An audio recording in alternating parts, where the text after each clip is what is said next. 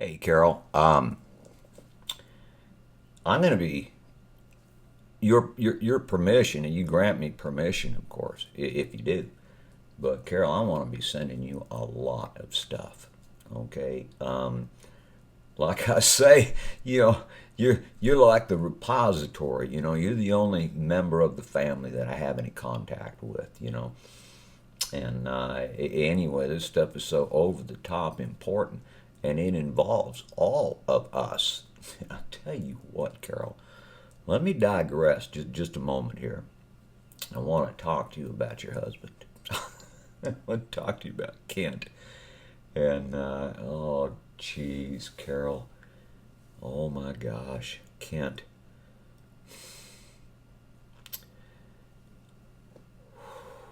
When it comes to the horses, both of you, it took me a while, just a moment there. I had to reflect. I've been, lost in the music. Not lost, just kind of flying through the heavens with some music I was playing, right? Anyway, but I'll tell you something. You know what? Ain't no coincidences. No coincidences. The two of you, I used to always, Carol, when it came to the manner of horseback riding that you guys did, I used to always think, sheesh, what are you doing wasting your time in an arena? God dang it, man. Get out there, get yourself a Western saddle. If you got to pull a little leather, pull a little leather, right?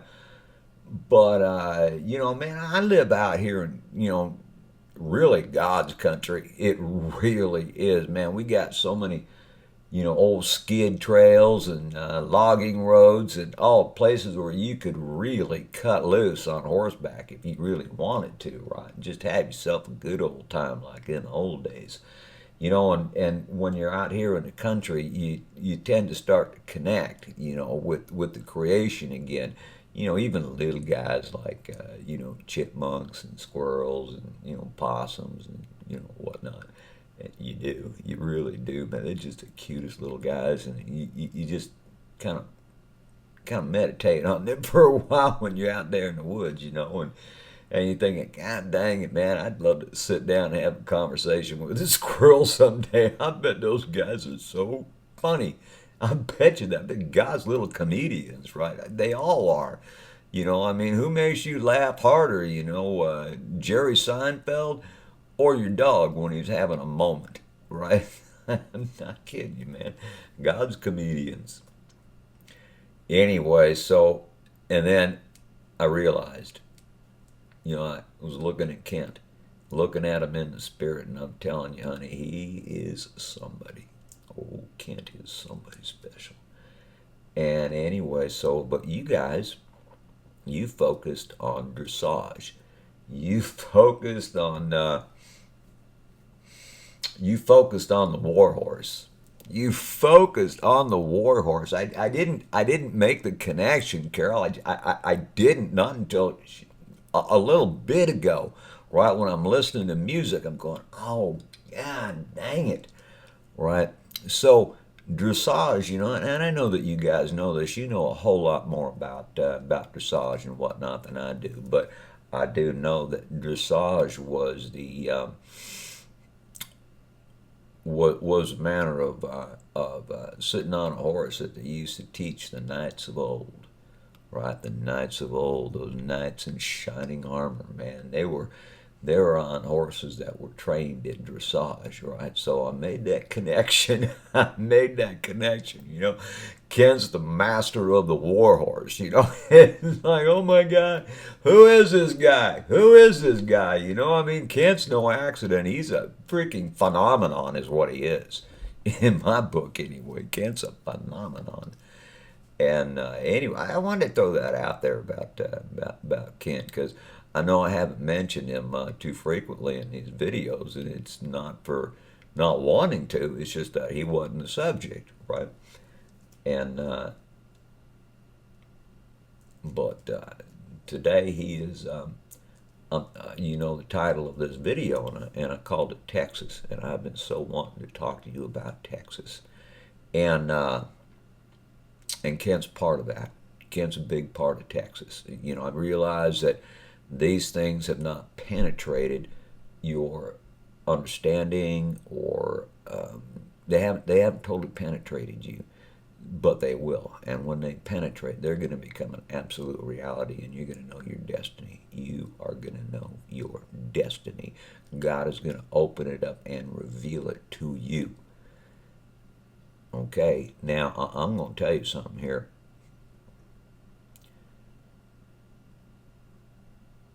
Ever since I was a baby, Carol, I mean just a little feller, obviously, I had two heroes in my life, two great, massive heroes.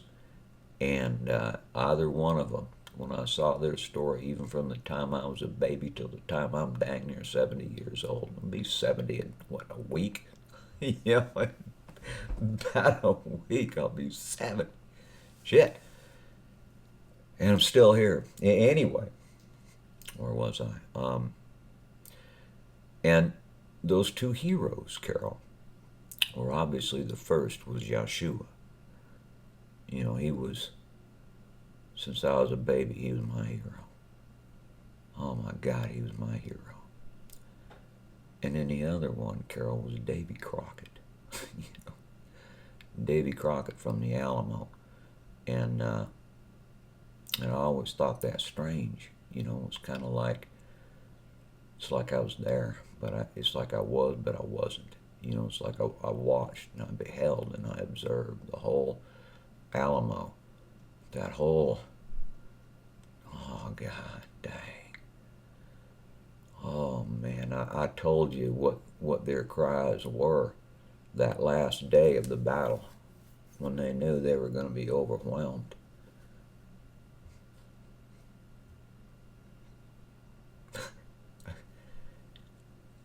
Into thy hands, O God, we commend our spirit. Into thy hands, O God, we commend our spirit. And then they stood strong and brave, and they faced down that fucking enemy. Pardon my French. The word actually means to sow. Did you know that? Did you know that? That's exactly what that F word means. It means to sow a seed. So there's times I might drop an F-bomb, which is going to, you know, blow the doors off of Christians, and especially self-righteous, bigoted little freaks, right?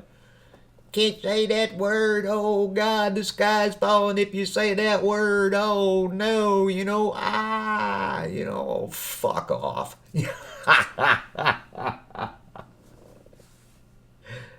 I don't think I'm going to let Teresa hear this one. She's one of them that really freaks at that word, you know. I get the look. And anyway, no, where was I? So yeah, I've had this overwhelming heart for Texas since I was a baby. And God dang it, Carol, I've never been able to get there. Not been able to get there. It's like I've been prevented, you know. Could have moved there in '01, but we got called up here instead. And for the longest time, I thought, oh man, we blew it. Oh God, what are we doing up here in Washington, man? I want to be in Texas, I don't know where, but I'll tell you what, one place that really hits me is Houston. And I see Houston in white. Houston is white. Don't tell Robin, she might think I'm exalting white supremacy if I say Houston's all white. I mean, she gets kind of freaky on that stuff. Anyway, I'm just kind of beating around the bush here. So, Carol, I've had this massive, overwhelming heart for Texas since I was a baby, and I never understood it. I never understood it. How could I have such a heart for this place? I don't even live there. I mean, you know me, I've read every Western novel ever written, right? And I read them out loud, too, right? I don't want to just see that word. I want to hear it. I want to hear it. So when I read a book, I read it out loud, right? And I read it slow because I want to take in everything. I'm not in a race to get through the book, right? I'm just there to absorb and milk the moment, You know what I mean? Milk the moment. You know, live in the moment. Live in the present, right? I'm not going to go into why I had such a heart for Texas because I don't think you're ready to accept these things yet. Um, you know, some of the concepts that I talk about, Carol, for anybody who's been a Christian, they're very difficult because Christianity has embedded such powerhouse lies, you know, into the mind, right? I mean, Christianity, honey, is just total mind control. I'm sorry if that offends you, and sorry if that insults you, but by golly, that is a pure, natural-born fact. Now then, Texas. I told you in the vision, when I was comparing Washington's vision, that whoever the guy was that wrote it down was way off, with the exception of the southern border. And that southern border, Carol, is Armageddon. It's Armageddon, if you want to call it that. What takes place along the Rio Grande, which is kind of like the American version of the Jordan River. It really is. And anyway, I'm going to tell you what happens down there that's going to blow the doors off the whole world and scare the living shit out of every nation on this planet. What takes place at the southern border. Carol, this is Armageddon. 7 men plus 1 ride out to do battle with the biggest damn Goliath this world has ever seen. This is like David on supernova mega steroids. It really is. You have in the Word, you have the seed and you have the tree. The tree is the fullness. The seed is the origin. You know that. Old Israel, the one on the other side of the Atlantic, is the seed. It was a seed that God planted in what's called the Holy Land. But America is the fullness of that tree. It really is. You know, ask him. Ask him, he'll tell you. So we have this massive battle at the southern border, you know, right at just about the banks of the Rio Grande, but we've crossed over. And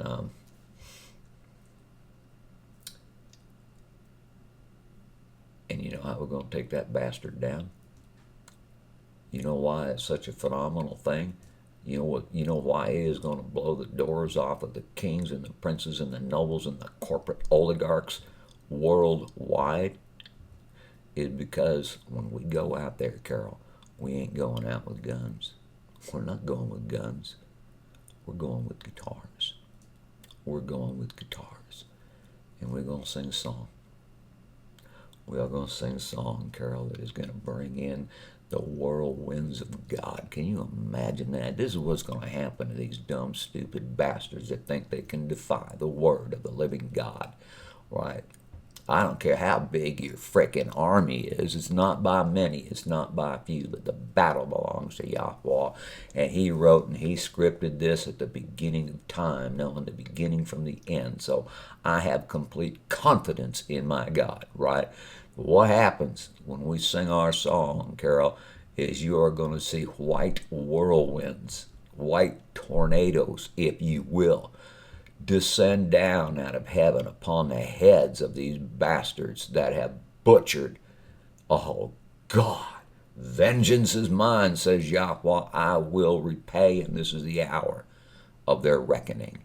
This is the hour. Their cup is full and overflowing. This is their hour to perish, to perish, to perish. So you're going to see. I hope they film it. I hope it's on TV. This is about the only time I'd like to see shit on TV, right? When they see those whirlwinds, those white whirlwinds, those many, many whirlwinds just descend down out of the clouds, right? And you are going to see Canaanite bodies flung this way, flung that way, flung that way. I tell you, these whirlwinds are the mighty, mighty, overwhelming, monster-sized, giant-sized angels of the living God. And they're just flicking those Canaanites. Oh, jeez.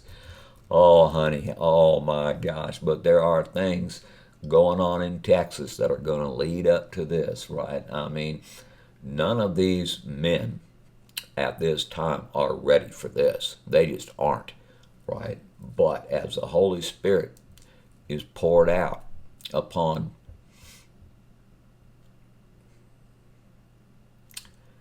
my friends,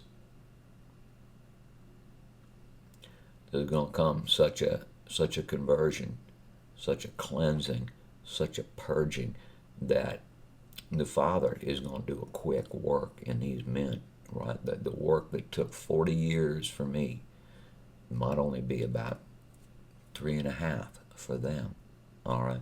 Because, you got to get back to the book of Revelation here where, go to Revelation 12 for heaven's sakes, read it. You see, the wings of a great eagle. He's going to lead the woman right into the wilderness, right, and he is going to woo her there, and he is going to feed her there, and he is going to protect her there, right. Carol, that's America. More importantly, at this particular time, that's Texas. That is Texas, last man standing. In America, Texas is the last state standing. I mean, even and Florida's pretty dang close. Florida is pretty dang close, but I tell you, I also got a heart for Tennessee. Got a heart for Tennessee. How can you be the son or the daughter of Robert E. Lee and not have a heart for the South, right? Oh God, Carol. Oh shit. Oh my God, as I say, and the books were opened. And I saw the truth about the Civil War too. I saw the truth about the Civil War. Oh my God, greatest freaking land grab in history. There wasn't anything noble about those men in the North. Nothing. No, the men, the soldiers, yeah. Well, they're generals. Some of the worst damn butchers to ever exist on planet Earth, and I don't think you know history at all, Carol. I mean, every time I brought it up, you just brushed it aside. You didn't want to hear it. I don't want to hear that stuff. Right? Well, you should. You should. You really should want to hear history because it's his story. It's his story. Break the word down. Look at it properly. History. They just kind of rush over it and don't realize what's really being said there. No, it's his story. And you should want to hear his story. So, are you willing to listen to his story? Thank you. Right. That's why I like to do videos, so I can talk to you without interruption or anything like that. No contention, no interruption.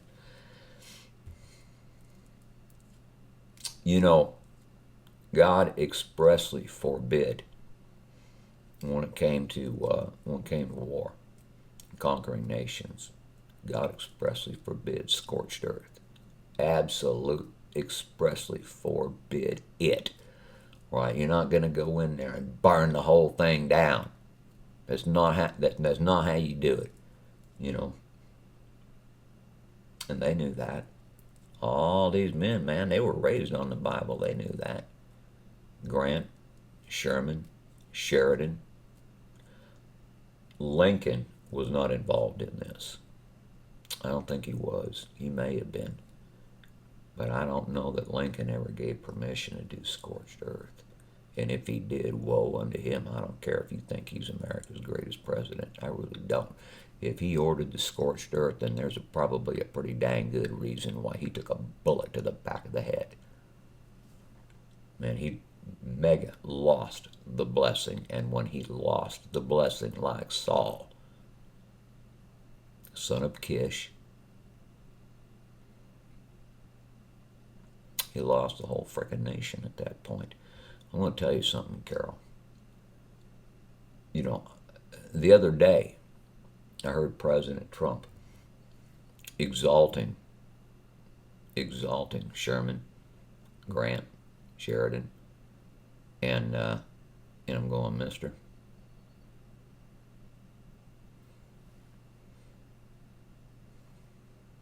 let me tell you, mister, who you're siding with here. Because I don't think you know, Mr. Trump. I don't think you know your history anywhere near as well as you think you do. I like Trump, but I tell you what, he says some of the stupidest dang things I've ever heard. He really does. And it's like, I like the guy. He is necessary. He's necessary in this hour. And I am digressing just a little bit, but I can pretty much tell you what the Holy Spirit would say to Donald Trump. You better damn well figure out where your loyalties lie, mister. You better damn well figure it out. Don't think you are sitting on the throne of America because you're so great. Don't think you're going to be placed on the throne of America for your sake. For your sake. You're not there, sir. You're there for the sake of the house of Israel. You're there for their sake. You're there to give them a respite so that they can spend that time in the wilderness without being overwhelmed by, deep state dragons. That's why, that's why you're there, sir. That's why you're there. You're there to usher things in. But you're not the big show, Mr. Trump. You're not. The Holy Spirit is the big show, not you.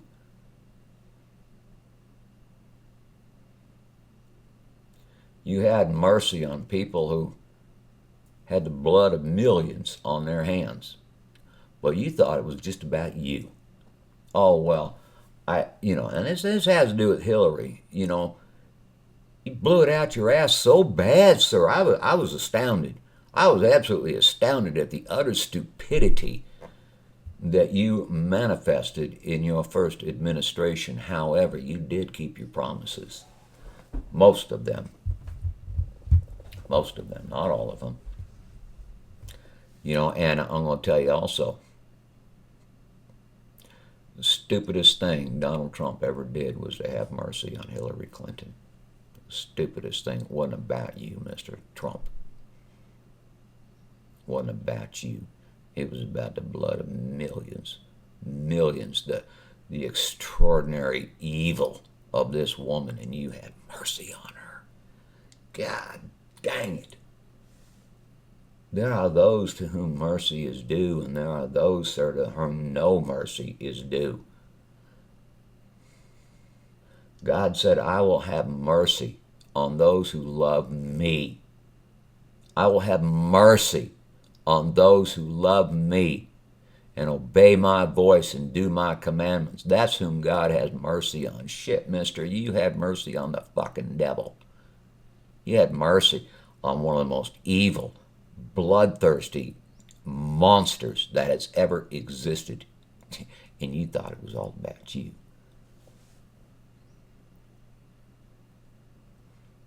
God is calling you on the carpet, Mr. Trump. He's calling you on the carpet. You better figure out who is a living God and who ain't. And it sure the hell ain't you, sir. You better figure it out in a heartbeat. And that's about all the time you're going to get, too. Because when the Holy Spirit comes upon you, sir, it is all or nothing. You either give him all or you give him nothing, and you walk away an animated dead man. But if you give him the all, you're going to find yourself in a very exalted place in history, which is really what you want, isn't it? All you freaking world leaders who, you got no brains in your head, you got all your brains down in your pecker. And unfortunately, it's the pecker that rules the world these days, the pecker. God, get the visual, man. You want to talk about, oh my God. Definitely from beneath. Definitely from beneath. Anyway, Carol, what happened there when Grant, Sherman, Sheridan, what happened when they invaded the South? Honey, they burned women, and children alive.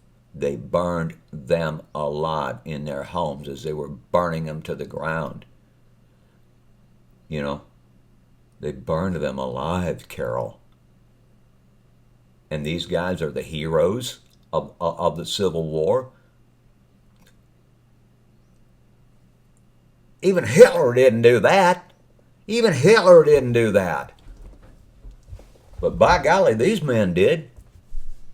You know, like I say, it's about time everybody knew the truth about what took place during the Civil War. And I'm telling you, it was the all-time biggest land grab in history. That's the only thing they wanted was that southern land, but that's got a history, too, that goes back to the Cherokee. You know, that land used to belong to the Cherokee, and George Washington himself said, you do well to make an alliance with these people. This is a great people.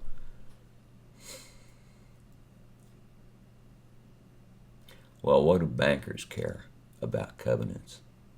What do businessmen care about covenants? That's another black stain on Donald Trump, is that he loves eminent domain, which is nothing more than a rich man coveting a poor man's land. That's all eminent domain is the rich coveting what the poor have. Greedy, self-devouring sons of bitches. Well, this was also true, Carol, during the time of the Civil War. And back to the Cherokee.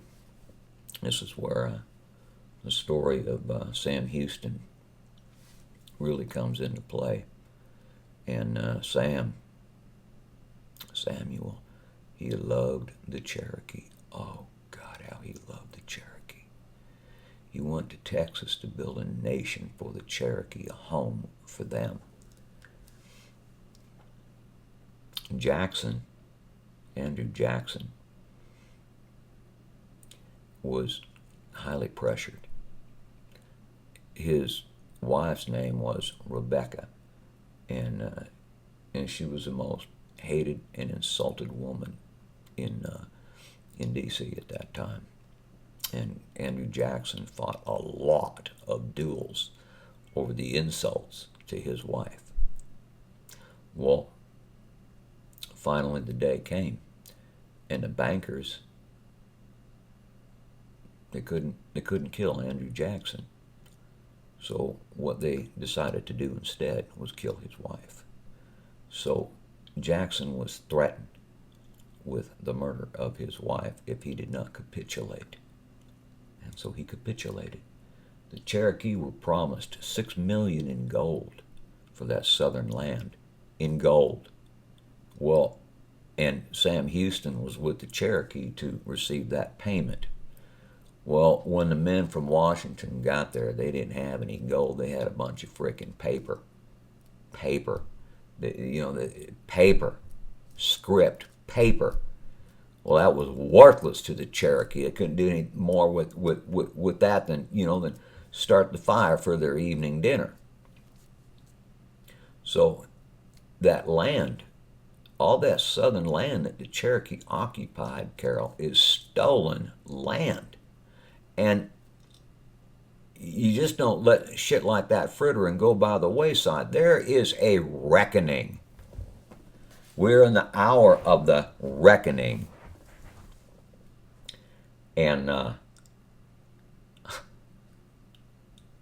tell you what, these blacks that are screaming for reparations, go fuck yourself. You don't deserve one damn penny from us. Nothing. Nothing. And you're not going to get anything either. You're going to be running back to Africa before you ever get a penny out of me.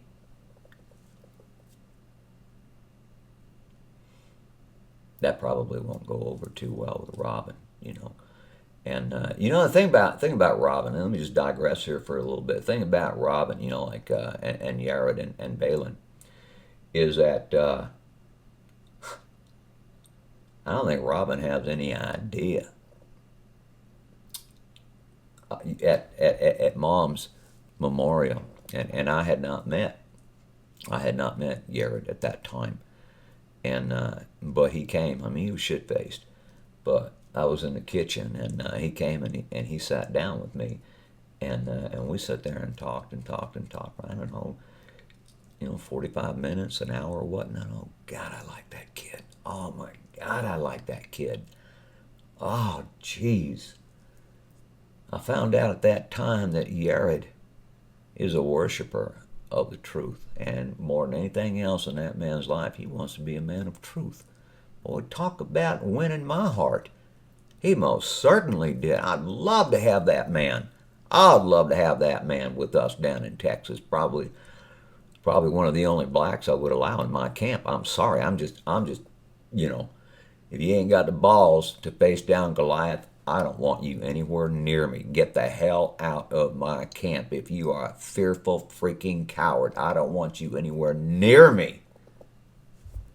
But Yared is a man of courage. He really is. And I wish Robbie could hear that, because, boy, I'll tell you what, he's a man after my own heart. And I spent time with Balin, too. And this wasn't at Mom's memorial. This was, this was at one of the 4th of July parties that we had over at your place. This was early on. It was when you were so sick and tired of me wanting to play the Moody Blues, right? You judge my taste in music from now to eternity, and you'd never let me play music ever again at your house. You never did, right? It's like, Carol, man, pull back, reflect, do unto others as you would have others do unto you. You wouldn't like that one bit if somebody did that to you. Sorry, Carol, I don't want to hear any music that you like. And I'm just kind of giving you a little.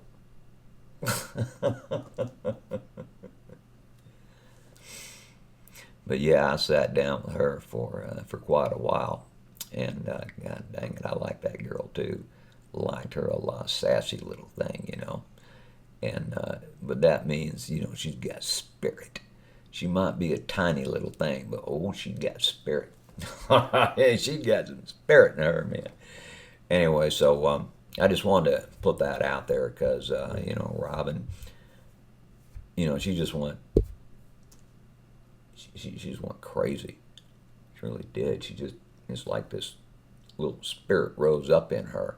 It wasn't a little spirit, and just accusation, but it was crazy the way she was talking. It was just crazy, and all her accusations on this, that, and the other thing, and it was on account of she thought I was condemning or whatever Yared and Balin, and it's kind of like, well, Robin, if you knew me, if you just knew me a little bit, Robin, that was never the case. Ask Teresa about me. When did Michael ever meet somebody he didn't like? I like everybody. I really do. Maybe some folks think that's a problem, but no, it's not. I like people. Why not? I think they're fun.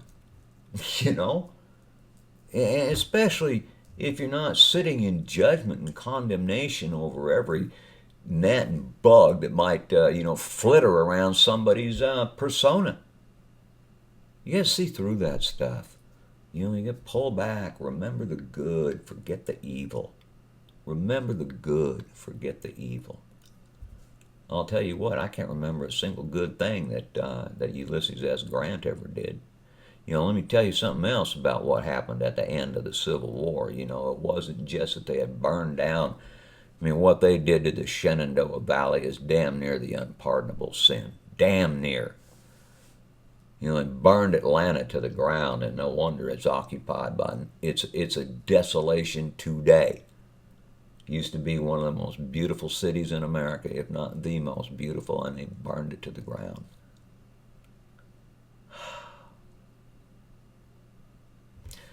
I'll get back with you in just a moment. Oh, I forgot, lest I forget this. When those rebel soldiers with General Lee surrendered at Appomattox, they all had to have papers, right? Well, shit, man, they just went through 4 years of war, right? And a lot of them did, but the ones that didn't, and even the ones that did, it's like as they took that long journey home, especially the boys from Texas. As our Texas boys took that long journey home. Northern scalawags, carpetbaggers, law enforcement set up by the North. And they would grab any one of our boys they could find, and they'd look for the nearest tree and they'd lynch them. Can't tell you how many Southern boys were lynched before they ever got home. That was how the North treated their enemies. They just killed them. You know, and a lot of times it was not quick and it wasn't fun, and it certainly was not pretty. When they finally made it home to Texas, they found that the carpetbaggers had been there long before them, and they had already stolen their land. They'd already stolen their estates. They had no homes to come back to, because these northern bastard Yankees, yeah, the Yankees, man, they're like puke on the back of my tongue. You're right, damn Yankees.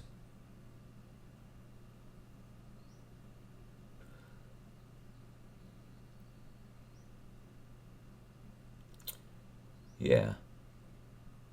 So I'll tell you what. The hour of the vengeance of our God. The lion, the old lions of Judah. They're going to be gathered to Texas. There is a gathering coming to Texas, and it ain't the wicked, it's the righteous of old. The righteous are going to gather to Texas.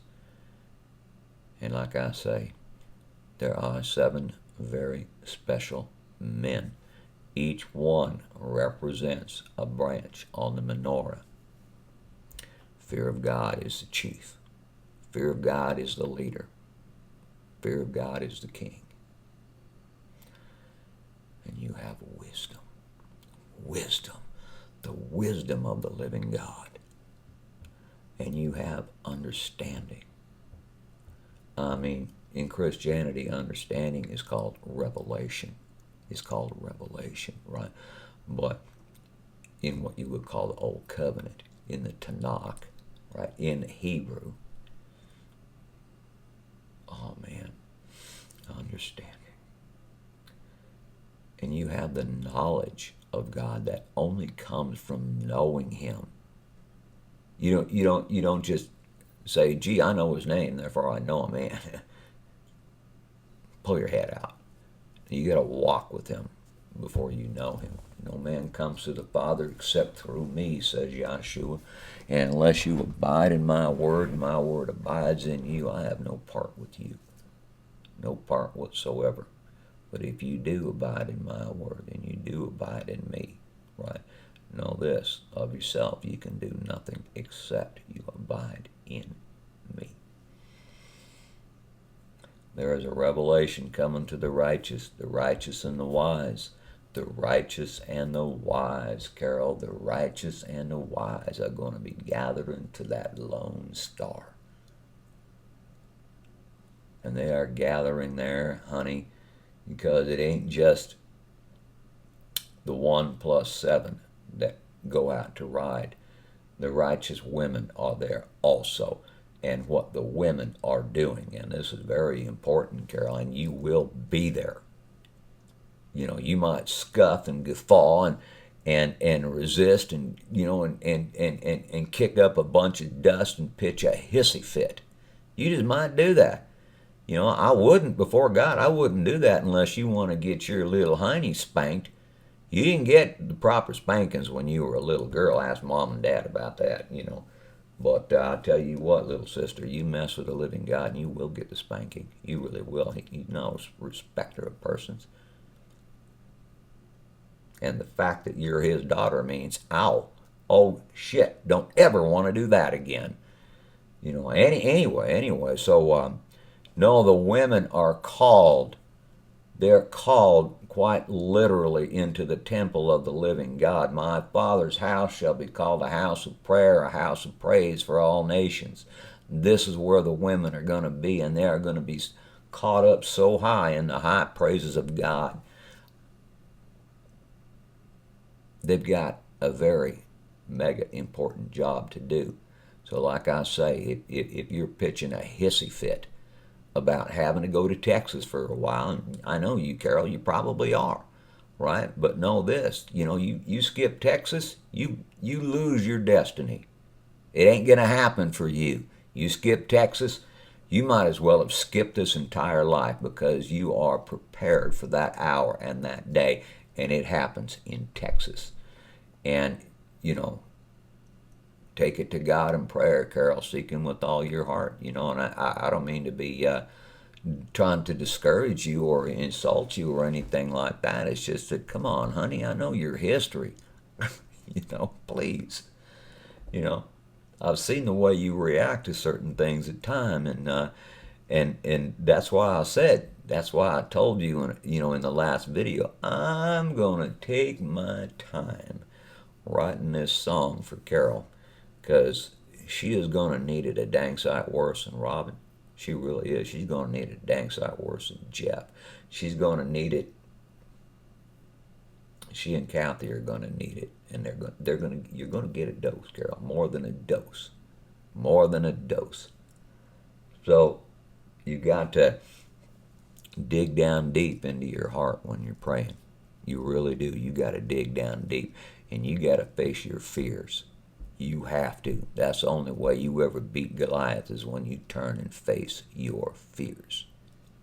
Anyway, I'm going to pause this for now. I don't even know if this is the one I'm going to send to you. I always say that. It probably is. But I have no idea, Carol, where these things are going to go when I sit down to start talking. I'm just paying attention to what he brings to mind as I'm speaking, and I'm addressing that. And anyway, I'll get back to you in a little bit.